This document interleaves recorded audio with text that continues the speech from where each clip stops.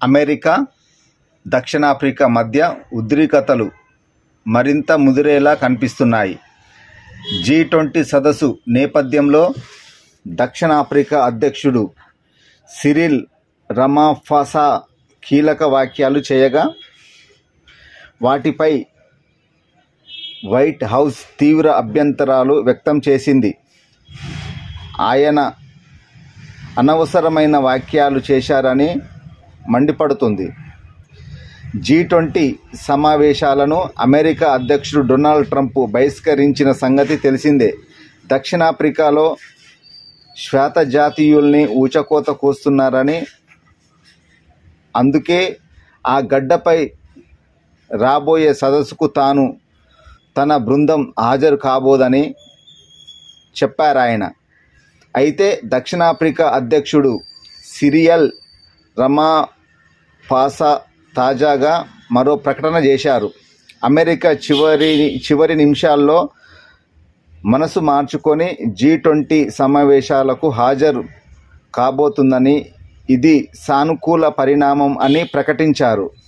అంతటితో ఆగకుండా, ఒక దేశం మరొక దేశాన్ని బలవంతం పెట్టకూడదని, ఏ దేశం మరొక దేశాన్ని బెదిరించలేదని, అమెరికా నిర్ణయాలతో G20 సదస్సుపై ఎలాంటి ప్రభావం ఉండబోదు అని అన్నారు. దీంతో ట్రంప్కే ఆయన వార్నింగ్ ఇచ్చారంటూ కథనాలు వెలువడ్డాయి. ఈ వ్యాఖ్యలపై తాజాగా వైట్ హౌస్ స్పందించింది. ఆయన అనవసరపు వ్యాఖ్యలు చేశారు. ఈ వ్యాఖ్యలను ట్రంప్, ఆయన బృందం ఎట్టి పరిస్థితులలో అంగీకరించబోదని వ్యాఖ్యానించింది. జోహెనెస్బర్గ్లో జరగబోయే G20 సమావేశంలో అమెరికా పాల్గొనబోదు. అమెరికా రాయబారి కేవలం హ్యాండోవర్ కార్యక్రమానికి హాజరవుతారు. అంతేకాని అధికారిక చర్చల్లో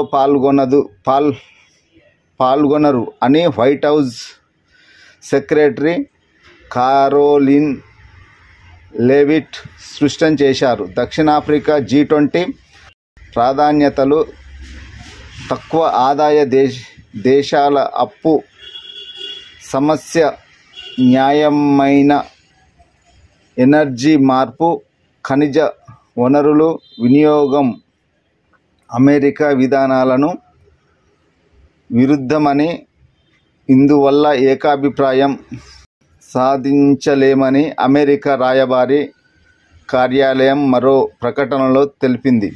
మరోవైపు COP30 వాతావరణం సమావేశాన్ని సైతం అమెరికా బహిష్కరించింది. రెండు దేశాల మధ్య ఎందుకీ వివాదం?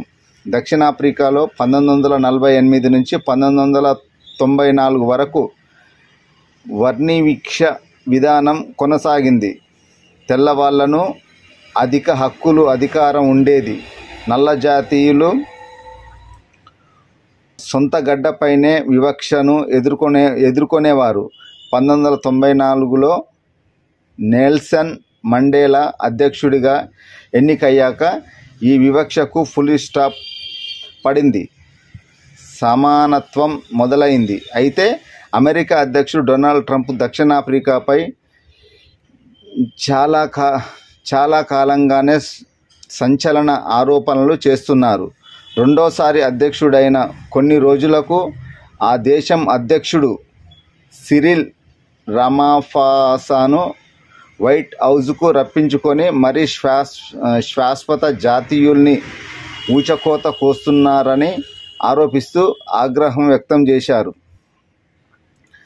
ఆ సమయంలో కొన్ని ఫోటోలను ఆయన చూపించారు. వాటిలో చాలా వరకు తప్పుడు ఫోటోలు అని ఫ్యాక్ట్ చెక్లో తెలిసింది.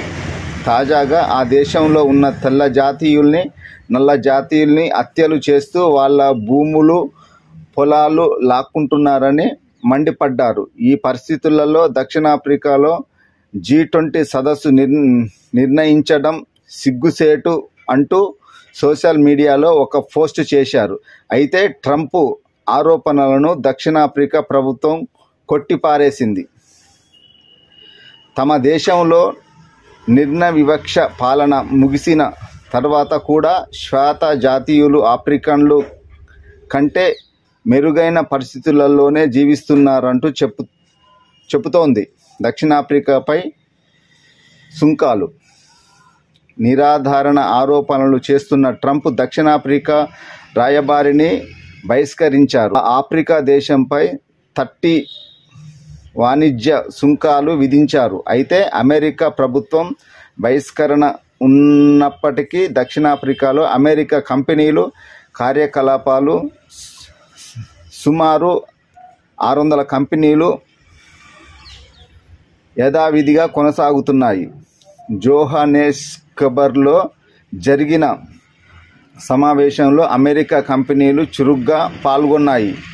అమెరికా ఛాంబర్ ఆఫ్ కామర్స్ అధ్యక్షురాలు సుజాన్ క్లార్క్ ఆ సందర్భంలో దక్షిణాఫ్రికా నాయకత్వాన్ని ప్రశ్నించడం గమనార్హం.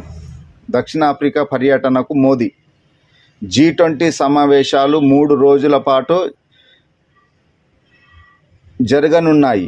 ఇందులో 40 దేశాలు పాల్గొనబోతున్నాయి. భారత్ తరపున హాజరయ్యేందుకు ప్రధాని మోడీ ఈ వేకువజామున దక్షిణాఫ్రికాకు బయలుదేరారు.